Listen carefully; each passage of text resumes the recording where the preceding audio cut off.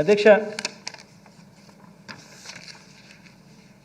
కాబట్టి అధ్యక్ష నేను చెప్తా ఉన్నాను, విశ్వసనీయత అన్నది ఎప్పటికైనా గెలుస్తుంది అధ్యక్ష.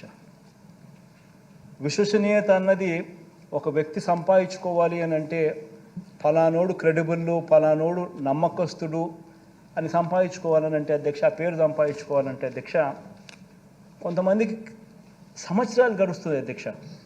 ఆ అవకాశం రాకపోవచ్చు, సంపాదించుకునే పరిస్థితి కూడా కొంతమందికి ఉండకపోవచ్చు, మంచోళ్ళు అయినప్పటికీ కూడా. దేవుడి దయ వల్ల ఆ పేరు వైఎస్ఆర్ కాంగ్రెస్ పార్టీ సంపాదించుకోగలిగింది అని చెప్పి గర్వంగా నేను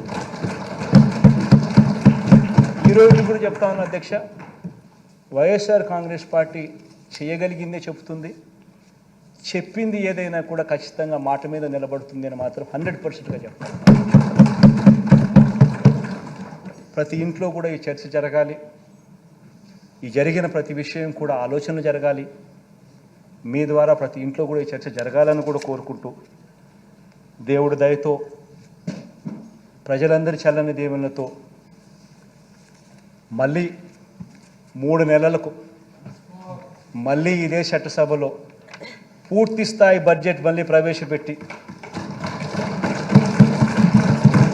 అఖండమైన మెజారిటీతో మళ్ళీ ప్రజల మన్ననలు కూడా ఖచ్చితంగా పొందుతామని చెప్పి కూడా ఈ సందర్భంగా తెలియజేసుకుంటూ సెలవు తీసుకుంటున్నాను.